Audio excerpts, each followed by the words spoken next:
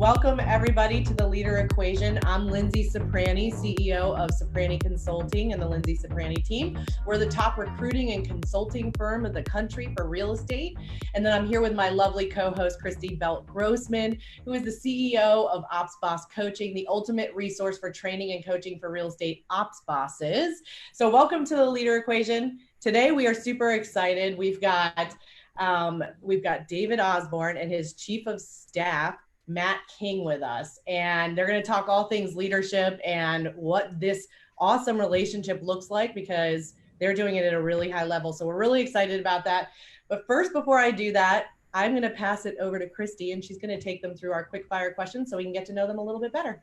Before we do the quickfire, why don't you guys each introduce yourself and just kind of give us a general idea of what your roles are. I know, David, you have so many businesses that could take the whole hour, but you can give us the overview.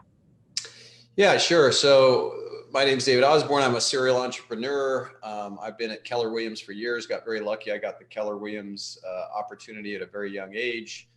I like to create businesses and help other people succeed with me and beside me. And I've done a ton of real estate transactional business. I have a private equity real estate based firm, and I have a very large residential real estate practice that sells $12 billion worth of sales, run by my great partner, Smokey Garrett, in Dallas, Texas. Awesome. My name is Matt King.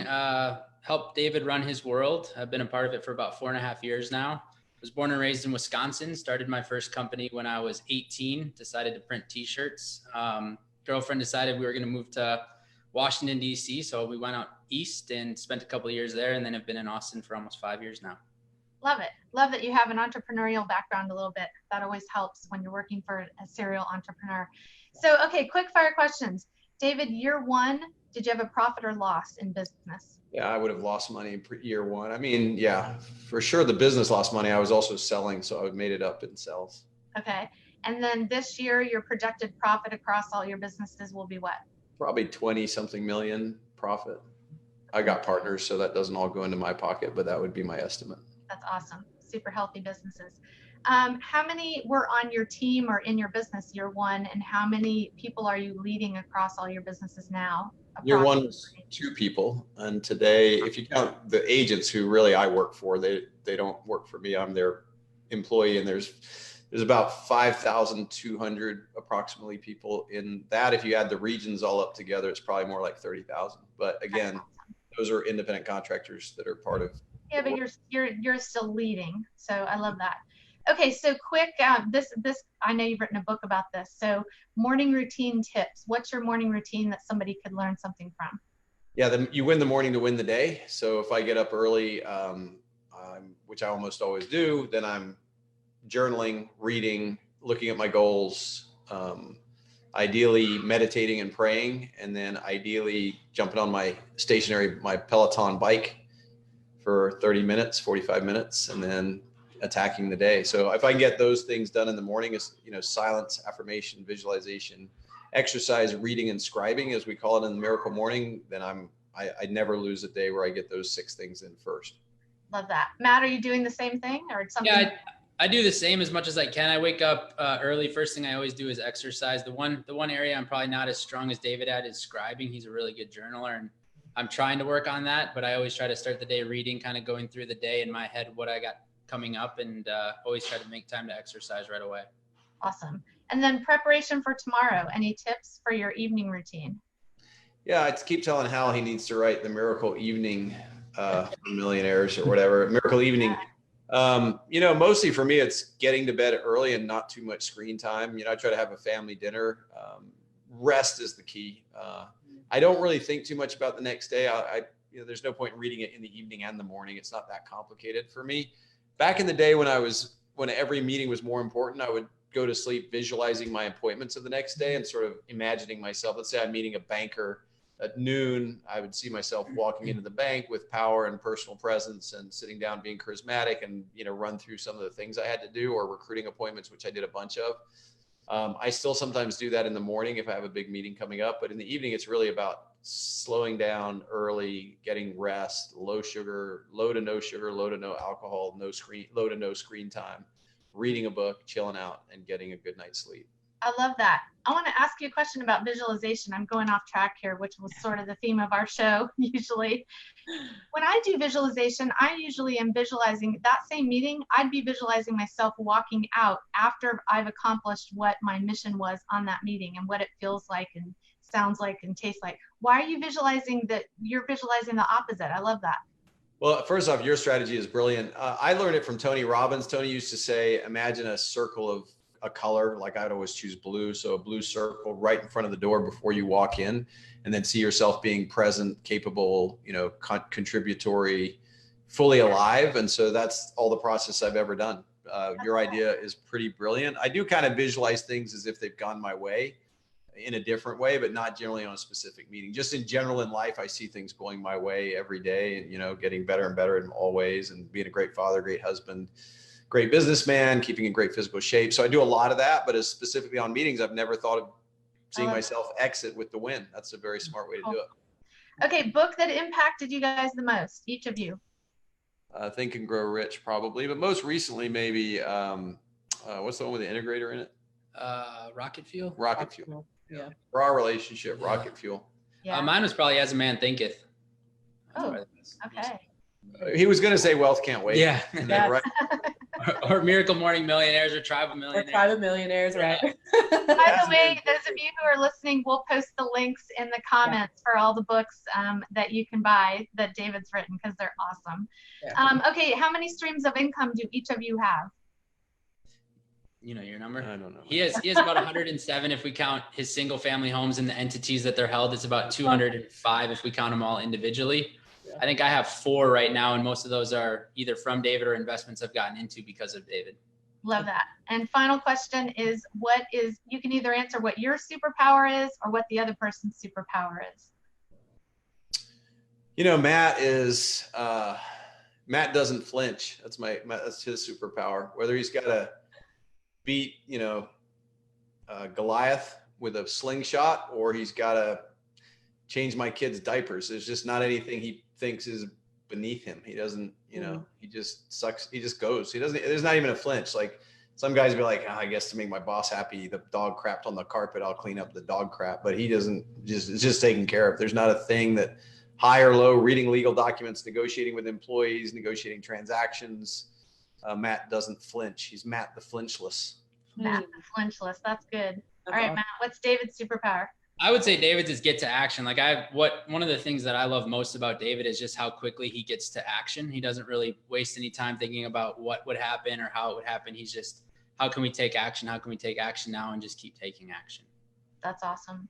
So for those of you who are listening for the first time, we're chatting with David Osborn and Matt King. We're chatting with entrepreneurs and their shotgun leaders inside and outside real estate about what adds to the leadership formula, what subtracts, what divides, most importantly, what multiplies your results.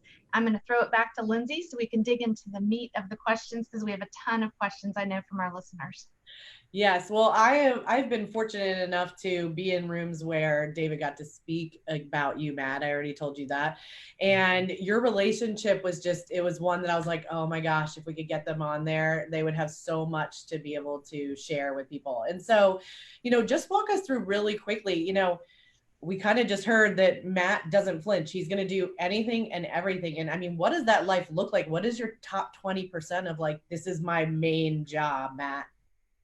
Yeah. So for me, like my number one thing is making sure David's life is easy and continues to go in the direction he wants to go. So I'm looking at his journals constantly, his email, most of his communication, and always trying to be aware of what David's working on and what David wants. And everything I do on a daily basis is to make sure we're moving in that direction. And we're continuing to move in that direction always. We might have to switch from time to time, but I usually either hear it from him or kind of see it ahead of time, whether it's through his journaling or through his emails of where we need to go, and just constantly making sure we're moving there. So what advice would you have? We have a lot of people listening where there's executive assistants, directors of operations, as well as entrepreneurs and business owners. I think there's a lot of focus on training people on how to do and not as much focus on training people how to think. And what I'm getting from you is that you really understand how David thinks. What advice would you give people for how to accelerate that process of learning how their visionary thinks? Yeah, I would give more advice to the visionary. David is an open book. There is not a single thing that he hides. He just lives in a glass house, and it makes my job really easy. I talk to a lot of other people in similar roles to me, and one of the things that makes it hard for them is they never really know what their boss or their visionary is thinking or doing, because he guards certain types of communication, or they don't have access to his email, or he doesn't talk to them. David is just like constantly communicating, like just text, email, whatever it is. And so if I can see most of those things, I'm always aware of what's going on, and he doesn't have to stop, communicate with me, keep me in the loop. He can just keep living his life. Love Well, that. and that's something that, David, was that something you learned like a long time ago that was like, you know what, I have to be super transparent? Have you always been that way? No, I definitely haven't always been that way. I had a lot of issues early on. I've had a lot of really good, executive assistants over my career, and some bad ones too. But early on, I noticed I would ask somebody to do something, but I wouldn't give them the authority, or I would be the bottleneck. I used to be a bottleneck where everything had to run through me. So instead of empowering people, I was like, yeah, just go negotiate the lease and then put it on my desk, and I'll give it the final say so, or get me that paperwork on that deal and then put it on my desk. And then I noticed like things weren't getting done, and it was all sitting on my desk. And, I'm not likely to read that lease that I said I wanted to have on my desk. So I've learned to let go, and obviously someone has to earn that right. And Matt's earned that 10 times over. And so I used to delegate, but not give authority, which is a terrible thing to do. And then I would have conflict with people. I've learned to keep all my goals written down and share them with Matt, and let him go through my journals, ask him to look at my goals as I set them, and hold me accountable, or just schedule them. Like if it says 12 yoga sessions, then he'll just book them. He says, by the way, Wednesday, you're going to yoga. The more I can, I'm looking for speed. If I can go fast without drag, I'm going to get to where I want to go faster. And Matt sort of by taking that one step of me saying, hey, Matt, book me a yoga, or hey, Matt, he just does it. He shows that initiative. Matt's a pretty special character in that he was an entrepreneur before, so he really gets it at the highest level ever. But also the other thing I used to do, I remember, and maybe this is what some people struggle with, I used to lie to my assistant when I go play golf. Like I was embarrassed that I wasn't working. So I remember early on, I'd be like, hey, I've got an appointment this afternoon. I wouldn't tell them, hey, I'm just going to go play golf, because I felt awkward not working, even though they didn't, the executive or the right-hand man they never see the Saturday all night where you didn't sleep because you're stressing about a deal, or the Sunday. And for some reason in my mind, I had to pretend I was working all the time to justify my position. So I got over that in waves over years, like shedding skin. And now I'm completely free of it, or at least 99% free of it. And Matt really helps that, because he's just like, I just want your life to be easy. Matt wins through me winning. And whatever that victory looks like, that's where Matt finds his wins. And that's pretty unique. You want to find that in a person. Other mistakes I'd made in the past was I used to have a million ideas that I would think out loud, and it was too much. I had one executive assistant who was a master's degree in administration. She was brilliant, but I'd start talking to her and she would just burst into tears, because I would just be brainstorming, but she was hearing like 20 things that had to be each one. And so I've learned to sort of like narrow my aperture to more focus on fewer things versus a wider focus. Let's see. I think that's a huge one for people listening. Lindsay and I both coach. We see that all the time, where you're thinking out loud, all your brainstorm, it's just coming at, like it's a visual into your brain coming out your mouth. And the EA is like thinking, I just got a to-do list that's 17 days long that needs to be done by tomorrow, when you don't even want 15 of the 17 things done. Yeah, I've had EAs in the past, and even Matt, this has happened with us before, where they've handed me something that I said in passing like 90 days earlier, like, here's that report you're asking. I'm like, what is this? What? And it looks like it took hours to create. So I try to be way more careful than I used to be. It's way easier too with success. When I was really probably much snappier when I was climbing the mountain than now that I'm still climbing mountains, but it's not life and death like it was. Right. When things went wrong, I was kind of probably pretty crabby and critical. I still can be in the heat of battle if things go badly. And I've really learned to manage that too. Like, the seagull method where you just fly in and dump on people is what I used to do. Seagull method of management. It's just not acceptable, really. And so I've kind of learned to filter how I roll. And what's great about Matt is he takes things. When I hired him, I said, he said, what's my job description? I said, just look over my shoulder, find out what's getting done and take it off of me. But yeah, when I was way more private. When I started, Matt will email people and I use as if it's me. And I used to not let any of that happen. I wanted every word myself, which meant my inbox was just blowing out and I couldn't get to it all. Now, generally, unless it's super critical things, he'll just answer people. But if it's super critical, he'll take a draft and say it's in your drafts, or he'll just I'll dictate and he'll take it down. When I hung out with Richard Branson and he was with his right-hand woman, he doesn't write a single one of his emails. He has bad dyslexia, I understand. So he just dictates. And that was a big aha for me because I saw that, I modeled it, I brought it home until that moment, which was three years ago or so. I still had my emails and I let Matt look at them. Now he has them all. I don't even really, I see them on my phone, but I don't try to answer them. I let Matt handle them and I'll dictate something if it's like, Gary Keller or something super, super critical. How long were you in business together before you were able to let go of that? I always say people got to earn the right, and you'd be foolish to just give over your life to somebody. Right. But if you give over your life with awareness or with observation, you give bits. And then as they prove how good they are at it, then they step into more and they step into more. And it's just like anyone, if you hire a guy to run sales for your real estate company, they're going to have a ceiling. And, I'm still waiting to find what Matt's ceiling is, but they're going to have a ceiling of sales. And when they hit it, you're like, okay, I either need to add another person or get somebody better than the person I've hired, right? So with Matt, I just gave him stuff, observed how he handled it, gave him more stuff, observed how he handled it. And he just kept, taking stuff off of me. So he had a higher and higher ceiling. I have had a pass, the one right before Matt, who was also a great executive assistant. She just didn't really love it. You could tell her heart wasn't in it. I've never got the sense once that Matt is not interested in his job, enjoying himself. She enjoyed parts of it, but it was a part of her life. Matt and I are building something together. He's as much in it as I am. And, when I win, Matt wins. I put Matt in my will. That's how close we've become, just because I want him to hit certain economic goals. And if I get hit by a bus tomorrow, then that wouldn't be very doable. So I've got him in the will. But, in answer to your original question, I just cracked open the door and gave him this much. He crushed it. I gave him the next piece. He crushed it. I gave him the next piece.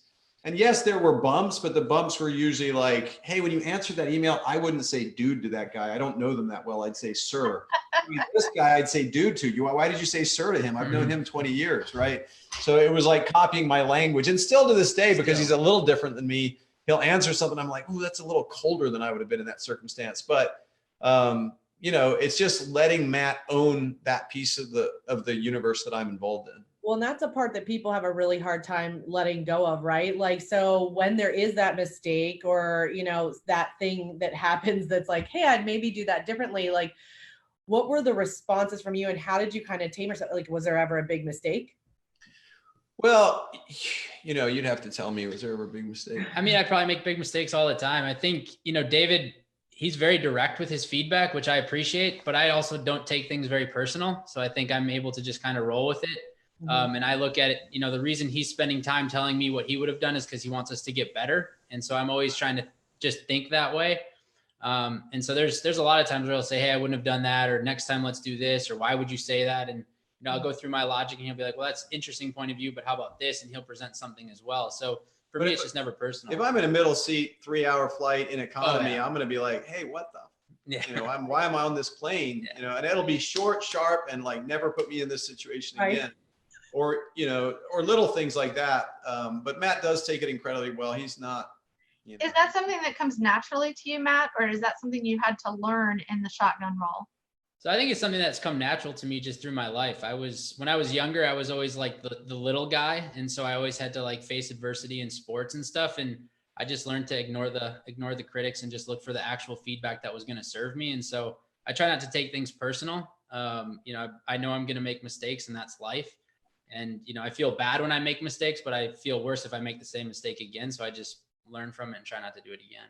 Well, and that's something we coach on so often because I think, especially an executive assistant or somebody in an ops role, when that feedback comes, they're not looking at it that way, right? They're looking at it as like, oh, I made a mistake. And then there's all this meaning around it, right? Which is the meaning that we're placing around that thing. But I mean, I think it's amazing that you were in the beginning even able to just move past and reframe that and say, you know what? this is what I'm learning from that. And so how much quicker did you guys become a team because of that? I'm sure that that was like an immediate like bonding thing for you guys to be able to have that, you know, easy feedback and move and pivot in the right direction. Well, all of that, Lindsay, also comes from business, right? So you get Yeah. kicked in the teeth so many times by business. Mhm. In the beginning, you take it personally, right? So I was talking to someone earlier today. I think I got sued for $15,000 by a copier company when I was first in business in '97. And it just kept me up at night, and it was stressful, and it could have been a $50,000 loss. Anyway, we ended up settling it and working out for like $7,500. But I remember that was like 90 days of hell or whatever. It just bugged the hell out of me. But I was also 29 years old. I got slapped by a $2 million frivolous lawsuit in my opinion, 6 months ago. And I haven't really barely thought about it. Like it doesn't, that's business, over 25 years. And Matt has that. He brought it into the relationship, but it's the same. I think it's harder when you're newer because the wounds hurt more. It's like the first breakup, you feel suicidal. And then by the time you're through college, you get rejected all the time or whatever. You're like, hey, whatever, that's just what's next. And I think that's how business is too. You've got to learn to really be quick to resolve that, either personally or not personally. What Matt and I both do is we both look out for the other. So he knows that I've got his interests at heart. I know he's got my interests at heart. It's a covenant relationship. He's probably the closest relationship I have outside of my wife in my life, honestly. If my plane crashed or if I got killed tomorrow, I would know that my family would be okay because Matt would be there to take care of them and walk them through all the crazy stuff that I've created. And without Matt, that would be incredibly hard. And at the same time, that's how I look out. Yeah, that's how he looks out for me. All I could do is put him in my will. So he knew that like we've got goals together, give him raises, believe in him. And, I think he got pretty snappy with me one time because I was dismissive of an economic goal that he had.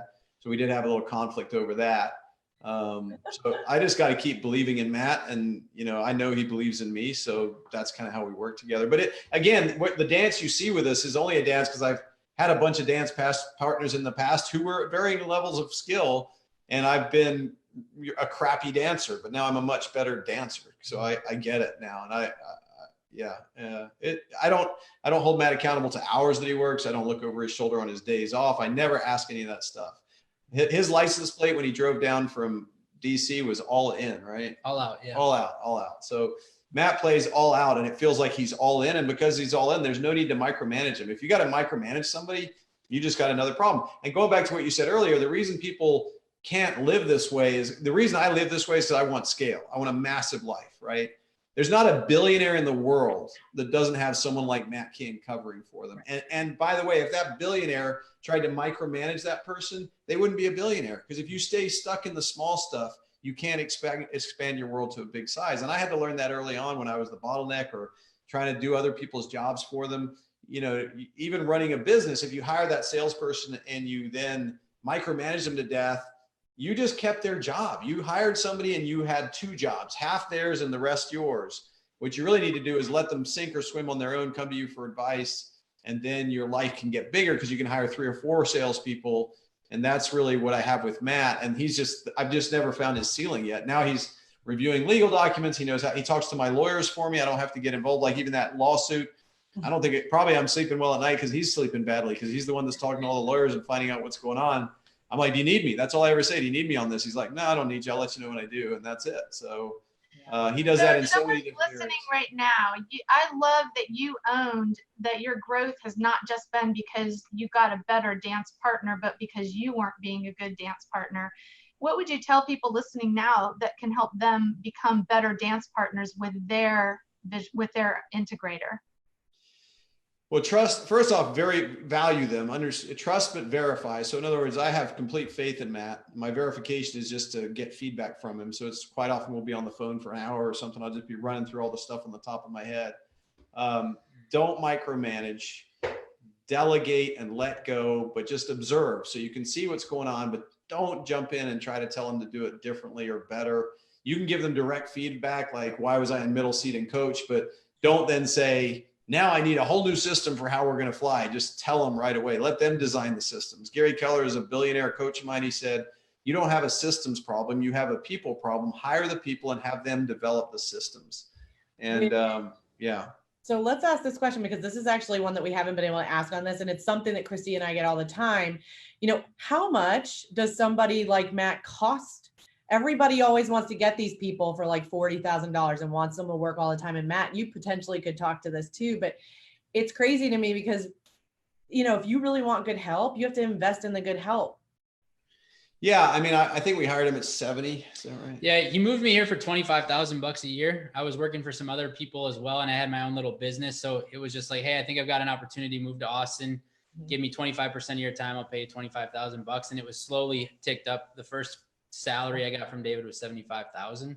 But I've had to earn it and prove my way. And I wasn't, you know, coming out of the gate saying, pay me $1 million a year. It was, you know, prove it, earn it kind of a thing. Yeah, he was a shared employee at first by like 3 guys, right? Yeah. Rock, Pat, and me. Yep. Or Go Abundance, you and Pat. Me and Pat. So that's where I thought that was 25 each, 75, but I could be wrong. And then he had his own thing on the side. You know, and I pay him a lot more now. I've done, you got to pay for it. Matt makes, I don't know whether he wants to tell you that or not, but I'm not going to answer for him, but it's deep in the 6 figures now. And that's just been me grateful for the amount he does. I mean, he really has taken such a load off my shoulders.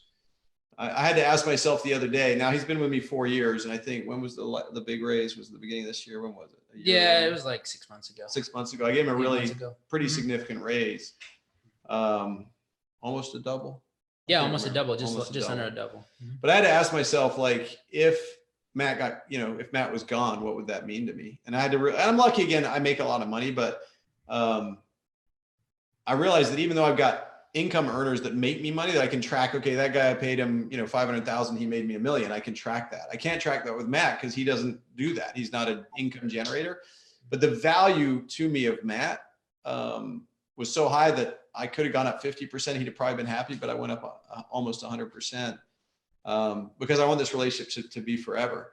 The other thing I'd tell you, though, to go back to your earlier question, when I hired my first great assistant in 1996-ish, I was only making $100,000 a year. Yep. And I was budgeting $25,000. Now there's been inflation since then. So I was trying to hire someone at 25. I found somebody that I really liked at 45. So I went ahead and paid them 45, and I took a pay cut, to get that person. So I was barely making more than they were, but that person changed my life. You've got to pay these people, but you've got to verify that they're doing the stuff where some people you pay and then they kind of take advantage and they get sloppy. That's not what you're looking for. This lady I hired had been an administrator for 300 doctors. She was great. I mean, she was very driven. And every time I'd ask her to do something, I'd have her create a 1-pager on what she'd done, whether it was putting on a summit or doing a recruiting package. So I built an operations manual based on her giving me that feedback. The challenge she had is she was so aggressive that she started to sit at the head of the table, started to run the meetings, started to act like she was me. So that she was like an extreme aggressive person. So the relationship only lasted 2 years, but she really took my organizational structure to a different level. And I don't know why I told you that, but the people have to win through you like that. Right. They have to be driven, be very highly competent, and then win through you. If they start thinking, oh, I can take all his ideas and do better, or why does he make so much money? There's something I think called like, you're near the money, so you think it's your money like syndrome. And I've seen this happen to people before. They're like, yeah, I know the marketplace for my skills is 75, but you're making $3 million a year, so you should be paying me at least 300,000. That's not true. No. If the market's 75 and you're getting 100, that's a good deal. Right.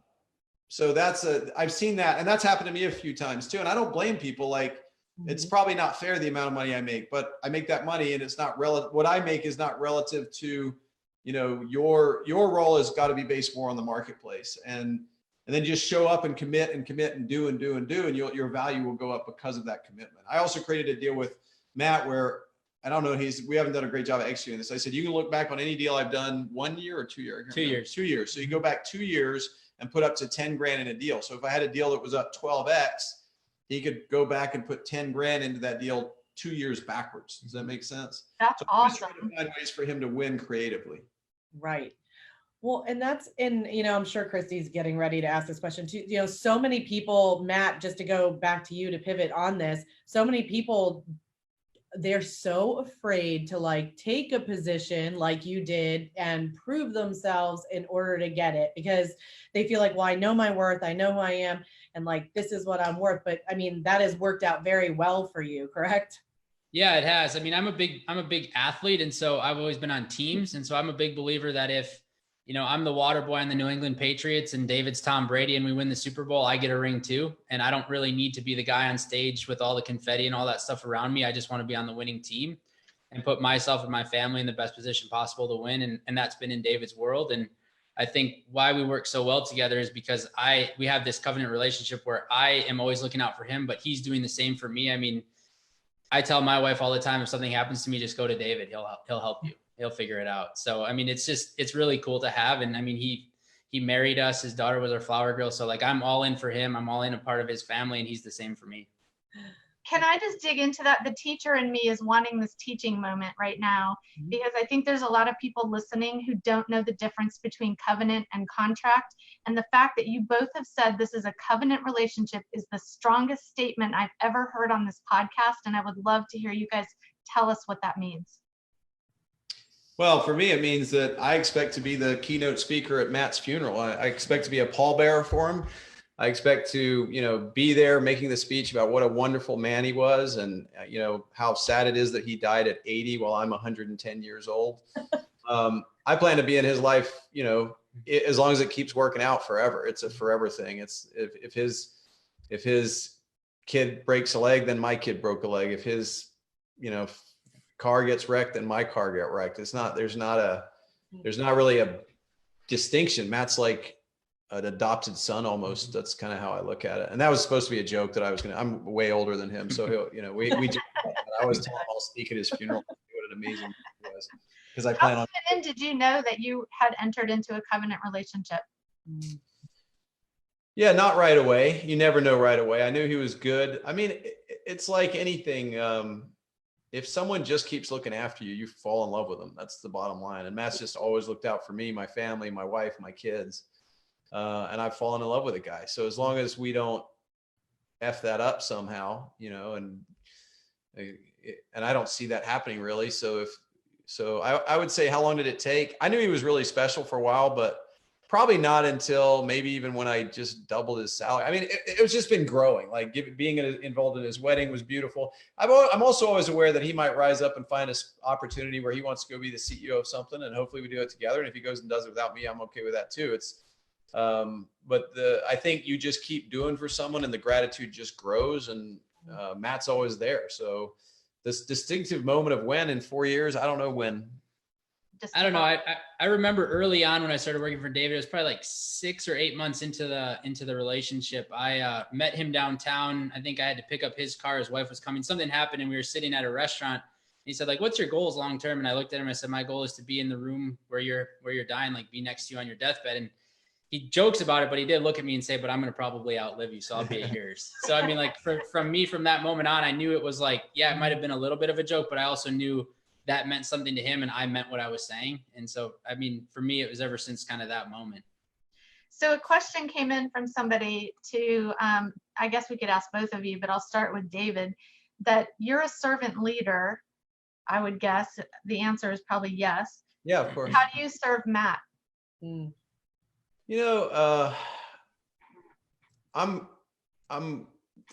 very interested in Matt's long-term financial security. I mean, that's something I care about a lot. So we were looking at flips recently, and he probably tells the story better than I do, but a flip came in. How many years ago was that?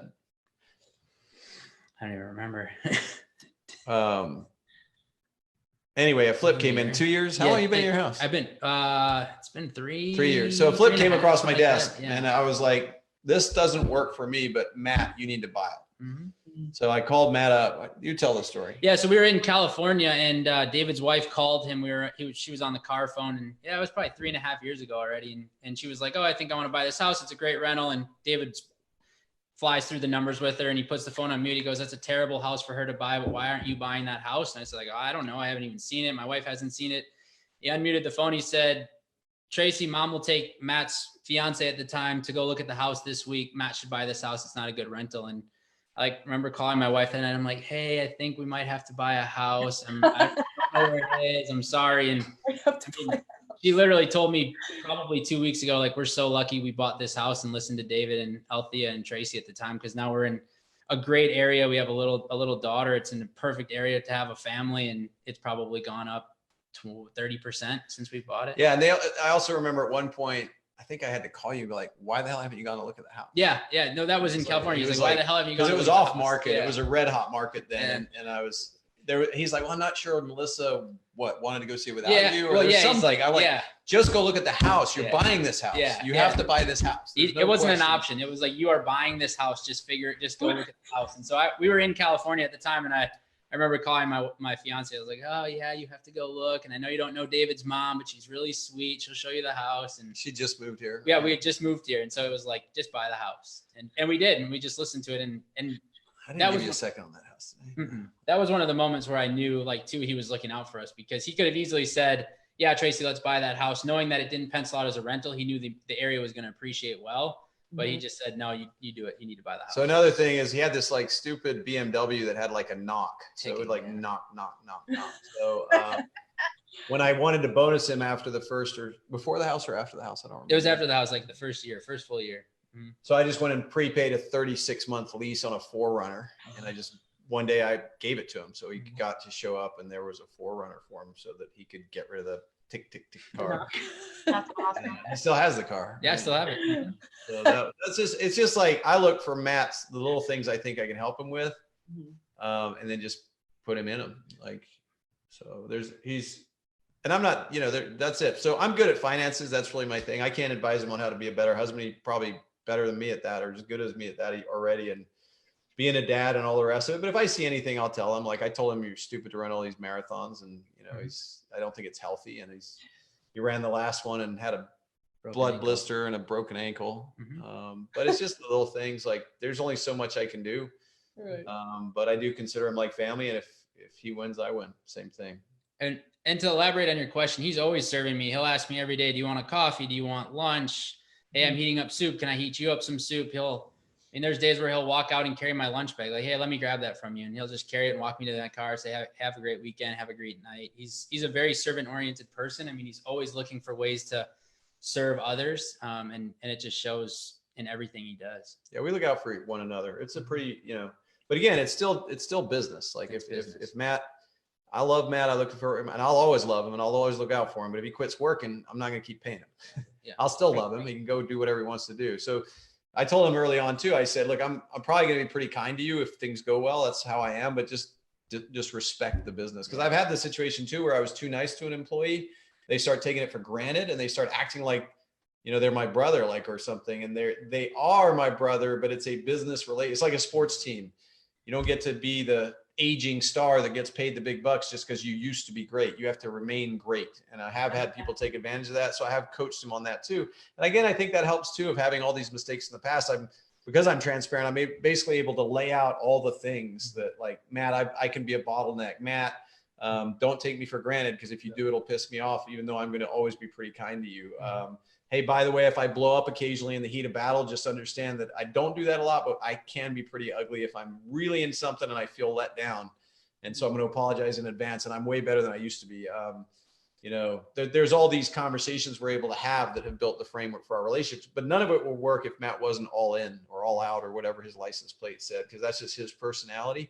It's kind of my personality too. And that's why we're a good match. Do you have any kind of like unwritten communication rules? Like, they're not written out, but we have, like, we don't go to bed mad, or, whatever. Yeah, I should do that with my wife. I told Matt when I hire him, you need to be able to finish my sentences. You need to be telepathic. You need to think, you need to know. You've done that on this call, actually. It's pretty funny. Yeah, he does that a lot. And sometimes to the point where I'm like, are you the only thing I've kept from Matt up to this point is my text. That's the last thing. And so I'll text, a business partner will text me like something angry, and he'll be like, hey, have you talked to that guy? And I'm like, are you looking at my text? Like, yeah, I'm still a little suspicious. Are you on my text? I'm like, no, that he's looking at my text, which is the last thing I try to keep private, so I can send my wife little love texts or whatever. And it's almost like he is telepathic in a lot of ways. So that's. So we had a question come in. What is the one thing every visionary struggles to let go of and needs to let go of immediately? Either one of you can take that. Yeah, well, mine would be their schedule. I think everybody always wants to control their schedule, and David just is like, here's the rough guidelines that I want to try to follow, and I'm going to throw wrenches in it constantly, but it's my schedule and I'm allowed to do that. And he doesn't try to micromanage his schedule. He doesn't say, I don't want to meet that guy there. I don't want to meet that guy there. He may say something on the way like, holy cow, this is a bad drive. And then I make a mental note not to send him that direction again, but he trusts me fully with his schedule. Yeah, I forgot about that. So with Matt, I look at my calendar each day and it tells me what to do. And it's usually booked by that guy. He's really more my boss than I am. So, what do I need? Early on, it was just control. I just had such a high need for control. Before Matt, I had this incredibly high need for control. But if you have complete control of everything, then you may as well have a company of 2 or 3 people. That's all you can have. You can't have a company of You can't be Warren Buffett and have a high need for control. You can't be Bill Gates. Now you can have a high demand for outcome and results, and there might be certain pieces you want to control. But visionaries have to let go of a need for control and lean into the vision at a very high level. And that's, I'm really committed to health right now. So Matt books my chef who comes and cooks healthy meals. And, there's just, I've let go of my calendar. I don't know, there's much more I could let go of, but it enables me to. Apparently your texts. Oh, what's that? Apparently your text messages. Yeah. Right. Yep. They're next. Well, let's ask this one because this came in and I think it's a good question. Can you describe your philosophy and choice to live an abundant life, and how do you stay committed to that worldview when you're challenged by setbacks and obstacles? So first off, life's very short. It seems long to us, but it's incredibly short. I've got a very strong faith, but I'm not religious. So in my point of view, God looks after the flowers and the birds and the plants, and every year the rose blooms and then it dies. And that's just that's how life is. So, if you know that it's going rough, that's the petals falling off the rose, you should always know that there's going to be a bloom next spring. That's just the way it is. There's always a fall and there's always a spring. So, you've got to maintain that perspective that life wants you to be joyful. Life wants you to be bountiful. The dogs, the puppy dogs run around and play. The kid, it's just that's what life wants for you is the best. And we are the only species I know of that can torture ourselves for days and days and days on something that happened a few days ago. No other species does that. And I've certainly done it. I've just learned to let go. And I think the longer you're around life, the more you learn to let go. That's the secret, is letting go and letting the love and the abundance come in on a regular basis. And I do that through meditation, through prayer, through releasing, and then through working out, which also helps. Love that. What tasks, responsibilities do you not do, Matt? Or is it really everything? That's Tracy's. No, that's Tracy. Sorry, what was your question? I'm sorry. Are there any tasks that you don't do besides texts? Is there anything you're not supposed to touch, or is it you're all in these days? I can't think of anything I'm not supposed to touch besides his texts. That's amazing. Because then I'll hand in my phone and say, go through all my texts and see what I've missed. Get caught up on it. I just like having that one last refuge where I can have a private conversation with somebody, that Matt, what a freaking, no, I'm just kidding. Right. So other than that, there's nothing. And he does a lot with my wife too. I mean, he makes her pretty happy. She tends to lean on him pretty hard too sometimes. And I kind of hey, and we've got, Matt has had an assistant. Mm-hmm. We got to fix that one too a little bit, get him to have somebody that works and takes some of I do get mad at him sometimes because he gets caught into lower paid stuff. And I'm like, you're worth way too much to be dealing with, waiting for a plumber to come fix the toilet or something that my wife and I both got upset about. And I've even had to talk to my wife about Matt's there for us, but you just can't lean on him all the time because I need him to do the high paid stuff that he's doing. But no, we have a virtual assistant too. She does a lot of the calendar. So I'll schedule everything and then forward it to her and have her add it to the calendar, add it to David's calendar, send Tracy an invite, don't send her an invite. So I get to manage a lot of that through her. So I do the task, but I don't have to do add it to the calendar, make sure the time zone's right, schedule somebody to come. She does all of that. So Matt, we had another question come in. Do you serve a mission or a person? Ooh.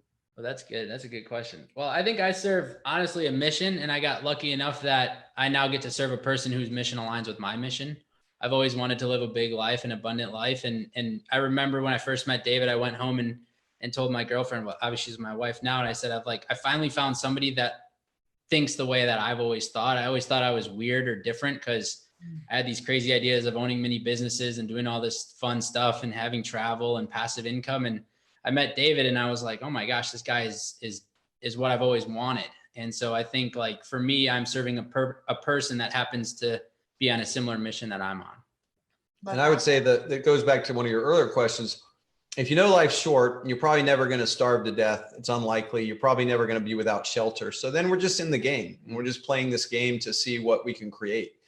So it's more to me like a creativity art thing. Yeah, if the money went away, it would suck, but it wouldn't be the end of the world. Just be another opportunity to start over. And the other thing is that means when it's big, you keep building it bigger, not because you need more money, but that's just the game you play, right? Can you give away more? Can I make more? Can I help more people become multimillionaires? Can we do more good things for our investors?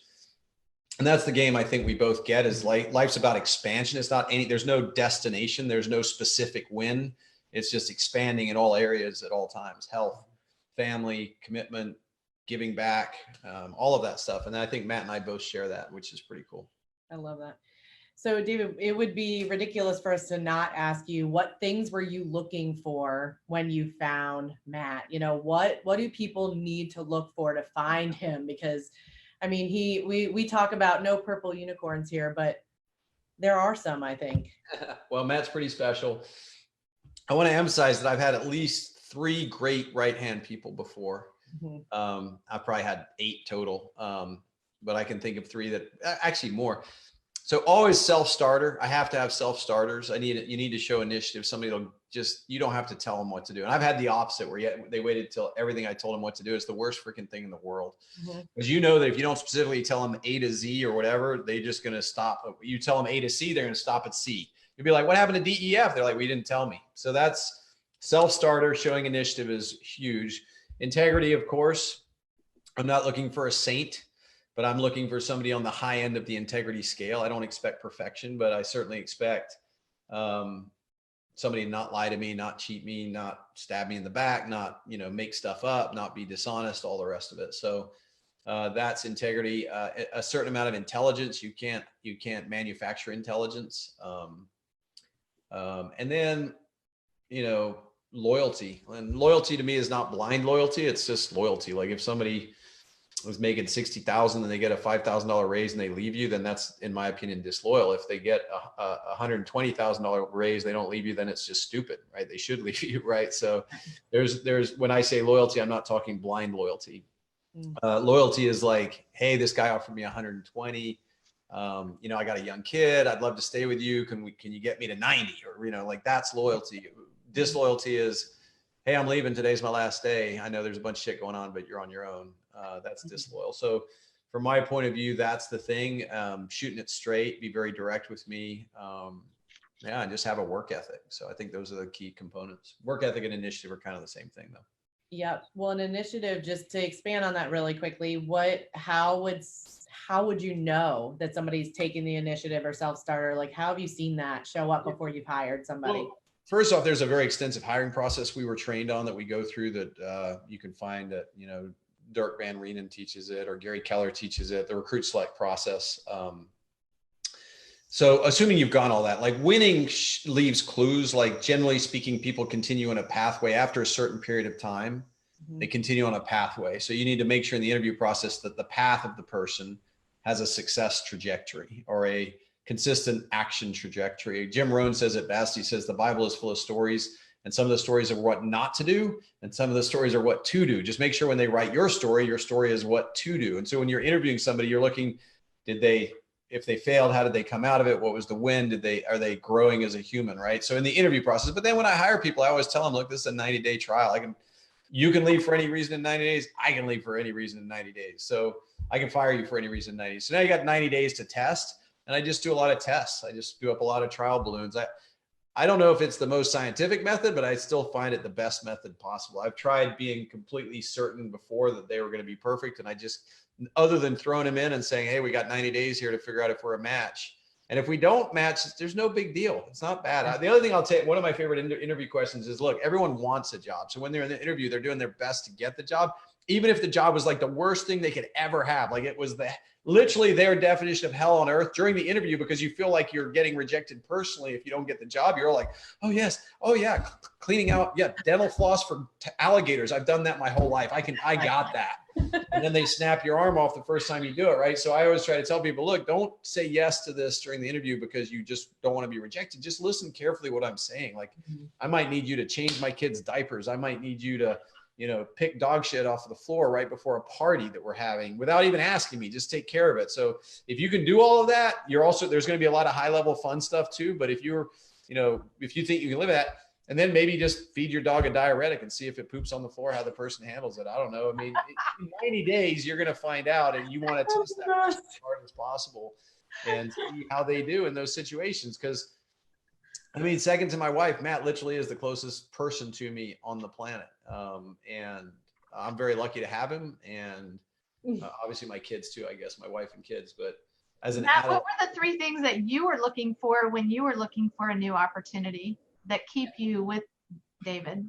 Yeah, I was looking for someone with a big vision. So I like to think I have a big vision for my life. So as long as my vision can fit inside of his, I know we'll have a great relationship. I was looking for someone I could learn from, but not be micromanaged by. Like, I wanted some autonomy to make mistakes and fail myself and correct those and learn from those, but also some guidance and some mentorship.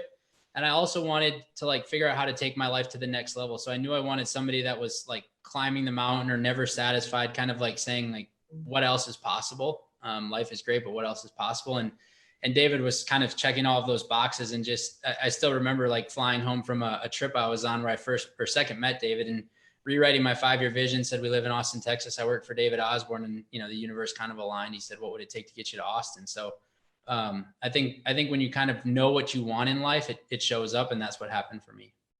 And I was lucky enough to see Matt work at a couple conventions too. And he was always hustling. He was always working.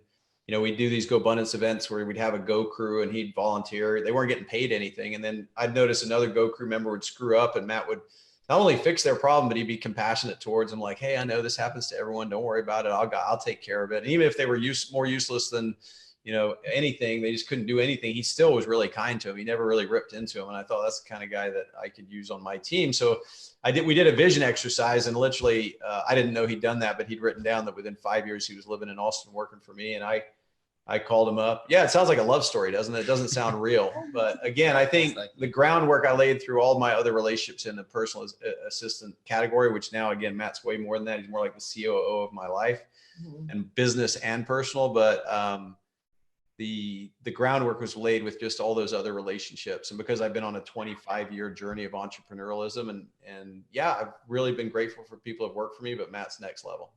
And I was fortunate enough to learn really closely from the lady before. And she still is absolutely amazing, still is an intricate part of David's world. And I mean, she took me under her wing.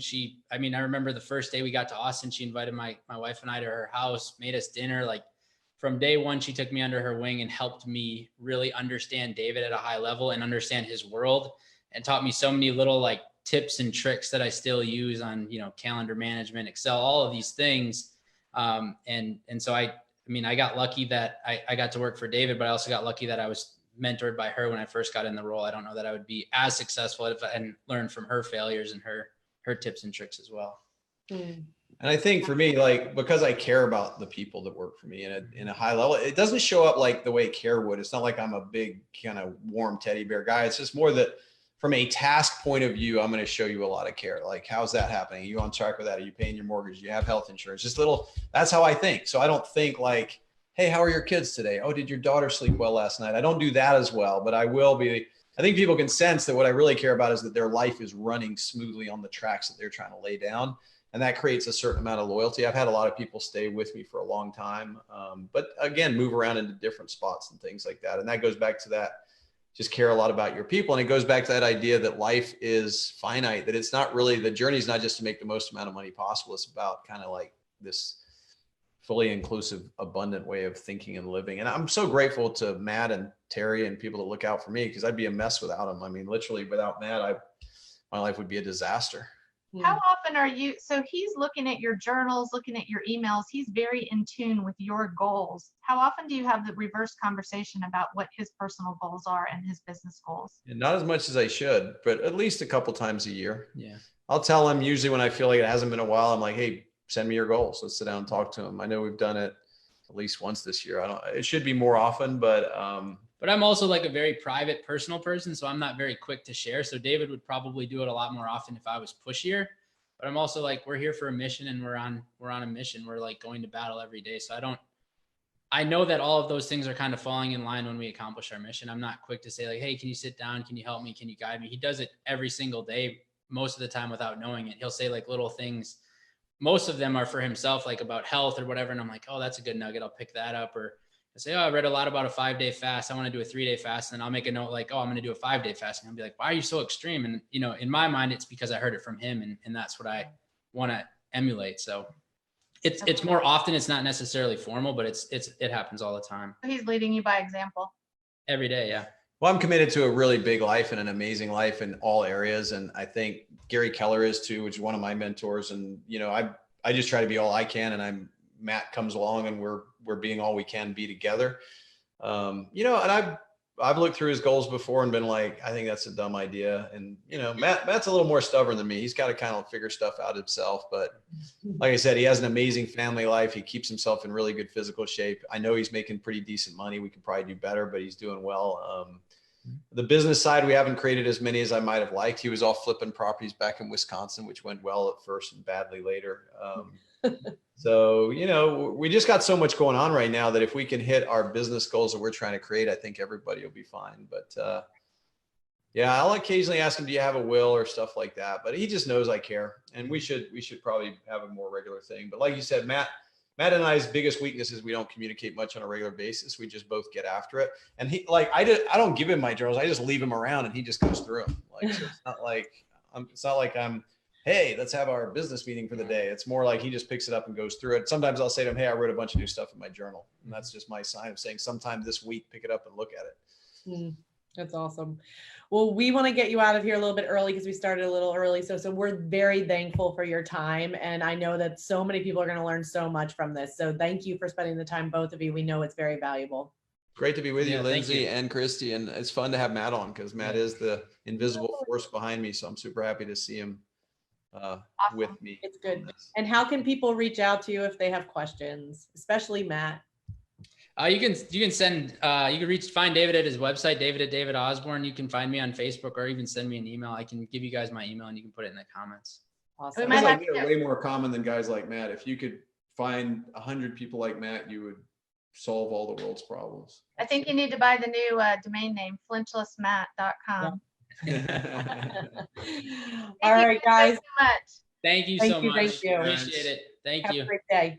Bye-bye. Thanks, you too.